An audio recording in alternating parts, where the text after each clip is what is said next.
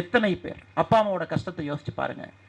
அன்றாடங்காட்சிகள், கூலிக்கு வேலைக்கு போகிறவங்க, கன்ஸ்ட்ரக்ஷன் வேலைக்கு போகிறவங்க, பல இடத்துல பார்த்துருக்குறாங்க. கன்ஸ்ட்ரக்ஷன் வேலையில் இருப்பாங்க. ஒரு ஸ்பெஷல் சைல்டு துணியில் கட்டி காலுக்கு ஒரு சங்கிலி மாதிரி போட்டு கன்ஸ்ட்ரக்ஷன் ஷெட்டில் கட்டி வச்சுருப்பாங்க. அதெல்லாம் பார்க்கும் பொழுது நமக்கு கண்ணீர் மட்டும்தான் வரும். அதே நேரத்தில் நாம் அதை செய்யக்கூடிய நிலைமையில் நாம் இல்லை என்கின்ற கோபமும் ஆதங்கமும் வரும். ஐயா ஸ்கூலுக்கு போயிட்டாங்க, 6:30 மணிக்கு வீட்டுக்கு வந்திருக்கணும், மணி 10:30 ஆச்சு, வீட்டுக்கு வரல, நாங்கள் ஒரு மிஸ்ஸிங் கம்ப்ளைண்ட் நாங்கள் ரெஜிஸ்டர் பண்ணுறோம், நாங்கள் அதை இன்வெஸ்டிகேட் பண்ண ஆரம்பிக்கிறோம் அப்படின்னு. அது சாப்பிடும்போதே எனக்கு சின்ன ஒரு வயிற்றில் ஒரு ஒரு ஒரு விஷயத்தை உணர்ந்தேன். இது தப்பாக தான் எங்கேயோ போகுது, சரியான ஒரு விஷயம் மாதிரி தெரியல. இரவு 1 மணிக்கு இன்ஸ்பெக்டர் திரும்ப ஃபோன் பண்ணார். ஐயா அந்த மாதிரி நாங்கள் பாடியை கண்டுபிடிச்சிட்டோம். அந்த குழந்தையினுடைய பாடி வந்து ஒரு ஒரு மலை பிரதேசத்தில் ஒரு காட்டுக்குள்ளே she was raped and killed. 10வது படிக்கக்கூடிய ஒரு பெண் குழந்தை. ஸோ உடனே நான் ஒரு வீட்டிலேருந்து ஒரு 10 நிமிஷத்தில் கிளம்பி 1 hour 1.5 hours போக வேண்டிய தூரம். ஒரு 3 மணிக்கு காலையில் ஸ்பாட்டுக்கு ரீச் பண்ணுறோம். ஊர் மக்கள் எல்லாம் சேர்ந்து நிற்கிறாங்க, ரோட்டில் நிற்கிறாங்க. ஒரு 5000-6000 பேர். ஹைவேவை பிளாக் பண்ணிட்டாங்க. எல்லாருடைய இதில் ஆக்ரோஷம், கோபம். காவல்துறைன்னு யாரு கிடைச்சாலும் அடிக்கணும் அப்படிங்கிறது அவங்களுடைய எண்ணம். அதுவும் குறிப்பாக எஸ்பி வந்தாங்கன்னா எஸ்பி நம்ம விடக்கூடாது அப்படின்னு. கரெக்டாக அந்த நேரம் பார்த்து மழை வேற, நல்ல கனமான மழை. அவங்ககிட்டலாம் சமாளித்து பேசி உள்ள அந்த பாடியை பார்க்கறதுக்கே கிட்டத்தட்ட நமக்கு ஒரு மணி நேரத்திற்கு மேலே தாமதம். நான் எல்லாத்திட்டையும் லிட்டரலி மைக்கில் அந்த லவுட் ஸ்பீக்கரில் நான் பேசுகிறேன், அந்த மெகாஃபோனில். இந்த மாதிரி இந்த குழந்தையினுடைய உடம்பில் இருக்கக்கூடிய ஃபொரன்சிக் எவிடன்ஸ் நமக்கு ரொம்ப முக்கியம். ஸ்மெல் நமக்கு ரொம்ப வேணும். டாக் ஸ்குவாட் பிக் பண்ணணும். ஆல்ரெடி மழை, ஸ்மெல் இருக்காது. டாக் வந்து சென்ட்டுக்குனாச்சும் நீங்கள் வழி விடுங்க. 5000 பேர் நீங்கள் நவருங்க, ஏன்னா உங்கள் சென்ட்டே அங்கே இருக்கும். மக்கள் என்னை விடவே இல்லை. சட்டையை பிடிக்க வந்தாங்க, அடிக்க வந்தாங்க. நான் காவல்துறையிட்ட சொன்னது, யாருமே எதுவும் செய்யாதீங்க, அவங்க என்ன எக்ஸ்ட்ரீம் ப்ரொவோக் பண்ணால் கூட நீங்கள் ஜஸ்ட்டு தடுத்து பாருங்கள், மற்றபடி don't go on the attack charge. அந்த குழந்தையை பார்க்குறவங்க அதன் பிறகு அந்த 3 நாட்களில் அக்யூஸ்டை பிடிச்சிடறோம். எப்பொழுதுமே நான் என்னுடைய பணிகாலத்தில் இது போல் யாராச்சும் இறந்தாங்கன்னா நான் வீட்டு கண்டலன்ஸுக்கு போவேங்க. நான் கிராமத்தில் வளர்ந்த பையன், அது எப்பொழுதுமே ஒரு ஹேபிட்டாக வச்சுருப்பேங்க. நம்ம ஜூரிஸ்டிக்ஷனில் யார் இறந்தாலும் கூட காவல்துறை கண்காணிப்பாளராக வீட்டுக்கு போவேன், போய் அந்த கண்டலன்ஸை கேட்குறக்கு.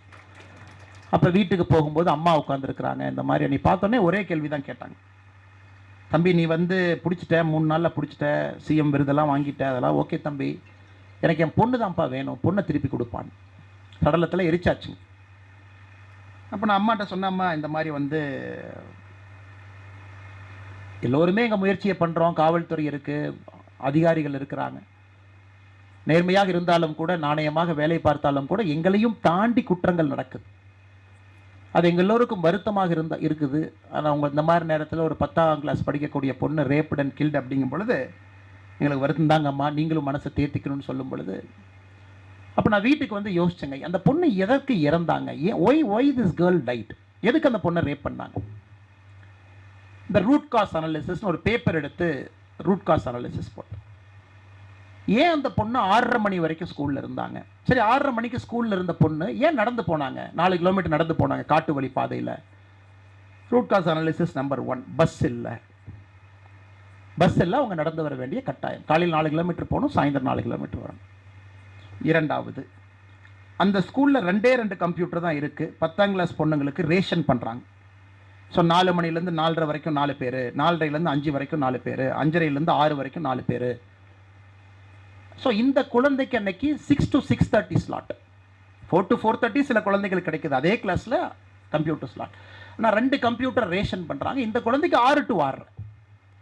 அப்போ அந்த உள்ளூரில் இருக்கிற இன்னொரு பொண்ணுக்கு 4 to 4:30, அவங்க கம்ப்யூட்டர் கிளாஸ் முடிச்சுட்டு அவங்க கிளம்பிடுறாங்க. இந்த பொண்ணு கடைசியாக மாட்டிக்கிறாங்க. அப்போ தனியாக போக வேண்டிய கட்டாயம். ரூட் காஸ் அனாலிசிஸ் நம்பர் 2, அந்த இடத்துல கம்ப்யூட்டர் பற்றாக்குறை. ரூட் காஸ் அனாலிசிஸ் 3, நான் குற்றங்கள் வந்து பல பரிமாணங்கள் நடக்குங்க, ஒரு பரிமாணங்கள் மட்டும் நடக்காது. போலீஸ் வெஹிக்கிளினுடைய பேட்ரோல், லோக்கல் ரவுடி செக்கிங், உள்ளூர் இருக்கக்கூடிய அக்யூஸ்ட் எல்லாம் ப்ராப்பராக முறையாக அவங்க வீட்டுக்கு போய் செக் பண்ணுறாங்களா, மாதம் ரவுடி பெரேட் நடக்குதா, போலீஸ் சம்மந்தப்பட்ட விஷயம். அது ரூட் காஸ் நம்பர் 3. இந்த மாதிரி நான் கிட்டத்தட்ட ஒரு 9-10 ரூட் காஸ் எழுதுறேங்க. இதை நாம் எப்படி சரி பண்ண போகிறோம்? இந்த 10ல் 1 மட்டும்தான் என் கையில் இருக்குது. காவல்துறையை நான் வேகப்படுத்தலாம், பெட்ரோல் வெஹிக்கிளில் நிறையா கொடுக்கலாங்க, அவங்கள ரவுடி ஷீட்டரை கரெக்டாக பிடிச்சிட்டு வந்து செக் பண்ணுங்களா. ஆனால் 9 என்னுடைய கையில் இல்லைங்க.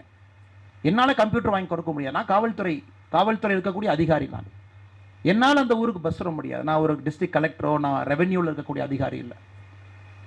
அப்போ எல்லாம் அந்த வீட்டுக்கு போயிட்டு எல்லாம் பேசணும்.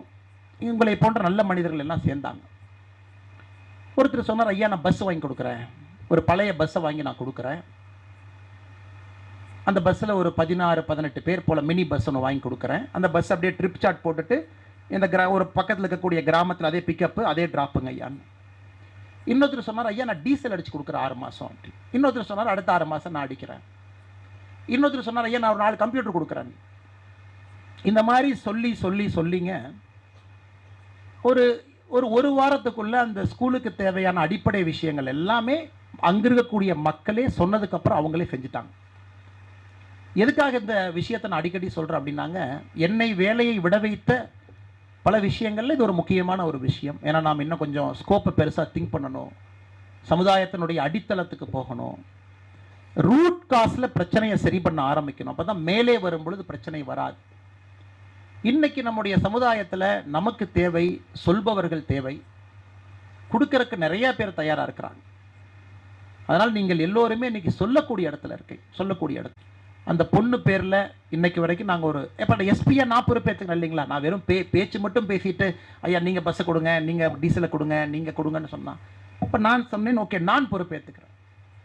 இந்த பள்ளிக்கூடத்தில் 10ஆம் வகுப்பில் இப்போ இருந்து வரக்கூடிய முதல் பெண் குழந்தை யார் இருக்காங்களோ அவங்களுக்கு இறந்து போன அந்த குழந்தையின் பேரில் நான் ஸ்காலர்ஷிப் எல்லா ஆண்டும் நான் கொடுக்குறேன். இன்னைக்கு எனக்கு 12 ஆண்டாக கரெக்டாக அங்கேருந்து கூப்பிடுவாங்க, அண்ணன் நீங்கள் கொடுக்கணும், அந்த பெண்ணு வந்திருக்காங்க. ஸோ இது காவல்துறை கண்காணிப்பாளராக இருந்து தொடர்ந்து வந்துட்டுருங்க. வேலையை விட்டாச்சு, இன்னொரு இடத்துக்கு வந்தாச்சு, ஊர் மாறியாச்சு, மாநிலம் வேறு இடத்துல இருக்கும், அது நம்ம வேலைக்கு போன ஒரு இடம். இது எனக்கு எப்போவுமே அந்த ஒரு வருஷம், அந்த ஒரு வாரம் எனக்கு ரொம்ப ஒரு நிகழ்வு. நம்ம பழைய விஷயங்கள், அவங்க அம்மாட்ட இப்போவும் ஃபோன் பண்ணி கூப்பிட்டு பேசுவேன். அவங்க அம்மா எப்படி இருக்காங்கன்னு பக்கத்தில் யாராச்சும் அனுப்பி கேட்பேன். அந்த கவர்மெண்ட் ஸ்கூல் இன்னுமே இதே மாதிரி இருக்கா, இல்லை இடையில மக்கள் மறந்துட்டாங்களா, அது இல்லையா அப்படி. பொள்ளாச்சி பக்கத்தில் ஒரு காவல்துறையினுடைய ஸ்பெஷல் சப் இன்ஸ்பெக்டரை வெட்டி கொண்டிருக்கிறாங்க. உங்கள் ஊர், உங்கள் பகுதி குடிமங்கலத்து பக்கத்தில் அவருடைய கிராமம். அவர் இன்னைக்கு தான் இப்போ தான் மின்மயானத்தில் 7 மணிக்கு அவருடைய பூதோடலை எரித்து கொண்டிருக்கின்றார். அதை யோசிச்சு பாருங்க ஐயா. இன்னைக்கு ஒரே நிமிஷம் நம்ம யோசிச்சு பார்ப்போம். காவல்துறையை திட்டுறது நமக்கு ஒரு நிமிஷம் தான். காவல்துறைன்னா அப்படி தாங்க, எல்லாரும் லஞ்சம் வாங்குவானுங்க, சிம்பிளாக நம்ம சொல்லிட்டு போயிடும் டீ கடையில். ஆனால் இந்த காவல்துறை அதிகாரி வயதானவர், 57-58 வயசு இருக்கக்கூடியவர், இரவு ரோந்து பணியில் இருக்கார். தோட்டத்தில் யாரோ 2 பேர் குடிச்சிட்டு சண்டை போட்டுக்கிறாங்க. அது கண்ட்ரோல் ரூமுக்கு மெசேஜ் போகுது. அவங்க ஒயர்லெஸில் சொல்கிறாங்க, பக்கத்தில் யாருப்பா இருப்பீங்கன்னு கேட்பாங்க கண்ட்ரோல் ரூமில். ஐயா நான் தாங்க ஐயா பக்கத்தில் இருக்கிறேன், நான் ரோந்து வண்டியில் இருக்கேன்னு. 2 வீலரில் இருக்கிறாரு. அண்ணே போய் தோட்டத்தில் என்னென்னு போய் பாருங்கண்ணே அப்படிங்கிறாங்க. வண்டி எடுத்துகிட்டு தோட்டத்துக்குள்ளே வர்றாரு. இப்படி தான் நடக்கும். இதுதான் ஒரு இயற்கையாக நடக்கக்கூடிய விஷயம். 2 பேர் சண்டை போடுறாங்க. ஏன்னு கேட்குறீங்க, அருவாள் வச்சுருக்கிறாங்க. பையன் அப்பா ஆல்ரெடி தலையை வெட்டி தலையில் ரத்தம் வந்துக்கிட்டு இருக்கு. காவல்துறை அதிகாரி போய் கேட்குறாரு, எதுக்கு வெட்டினீங்கன்னு. நேராக அந்த அருவாளை எடுத்து காவல்துறை அந்த நீங்கள் ஃபோட்டோவை பார்க்கணும், எவ்வளவு கொடூரமாக அவரை வெட்டி சாய்த்திருக்கின்றார்கள், எவ்வளவு கொடூரமாக. அவர் அப்படியே கண்டந்துடமாக இங்கெல்லாம் வெட்டி அவர் அங்கேயே உயிர் பிரிஞ்சிருச்சு. ஏன்னா அந்த வயதிற்கு திரும்பி ஓடக்கூடிய நிலைமையில் அவர் இல்லை. இது ஏன் நடக்குதுன்னு நம்ம பார்ப்போம். இது காவல்துறை அதிகாரி இறந்துட்டாங்க. நம்முடைய மாண்புமிகு முதலமைச்சர் ஐயா 30 லட்சம் ரூபா நிவாரணம் கொடுத்துட்டாங்க. உடலை எரித்தாச்சு, நம்மளாம் வீட்டுக்கு போய் ஆறுதல் சொல்லியாச்சு, எல்லாம் பேசியாச்சு, கிளம்பியாச்சு.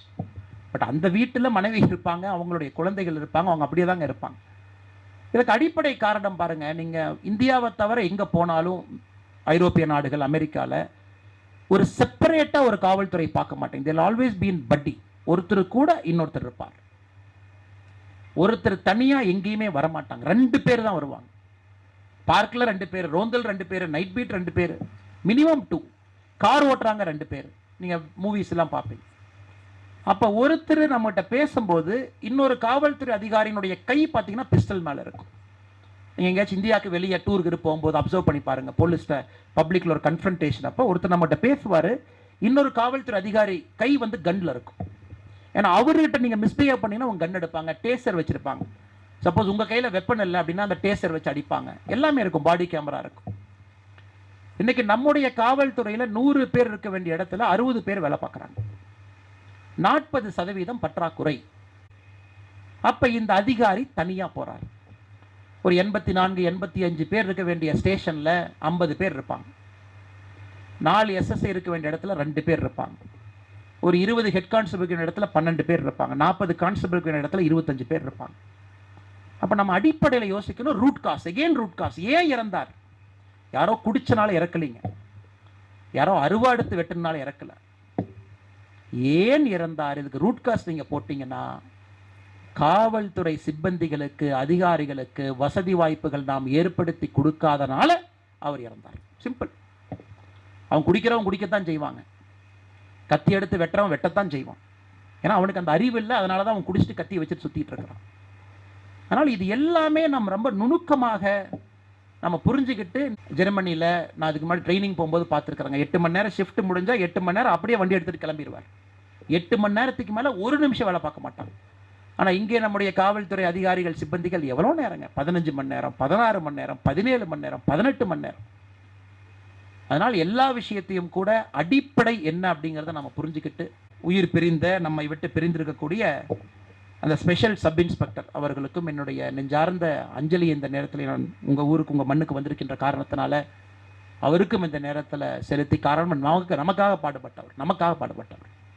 அவர் வேலையே நம்மை பாதுகாத்துக் கொள்வது மட்டும்தான், நம்ம குழந்தைகளை பாதுகாத்துக்கிறது. ரோட்டில் நம்ம போகும்போது அவருக்கு தூக்கம் இருக்கா, அவருக்கு தீபாவளி இருக்கா, அவருக்கு பொங்கல் இருக்கான்னு. அதனால் என்னுடைய அன்பான வேண்டுகோள், எங்கே நம்ம செய்கிறாங்களோ இல்லையோ பொள்ளாச்சியை நீங்கள் அதை ஆரம்பிங்க. அது தமிழ்நாட்டில் இருக்கக்கூடிய எல்லா காவல்துறை அதிகாரிக்கும் காவல்துறை சிப்பந்திக்கும் பொள்ளாச்சி உறக்க சொல்லட்டும், எங்களை காப்பவர்களை நாங்கள் காப்போம் அப்படின்னு நம்ம உறக்க நீங்கள் இங்கிருந்து ஒரு மெசேஜ் கொடுத்தீங்கன்னா, அது தமிழ்நாட்டில் இருக்கிற பட்டி தொட்டி எல்லாம் அது நிச்சயமாக செல்லும். அது எங்கே செய்கிறாங்களோ இல்லை பொள்ளாச்சியில் நீங்கள் செஞ்சு காட்டிடுவீங்க. அதையும் இந்த நேரத்தில் இந்த அவைக்கு சொல்லி, வாய்ப்பு கொடுத்த எல்லா நல்ல நெஞ்சங்களுக்கும், பெரியவர்களுக்கும், தாய்மார்களுக்கும்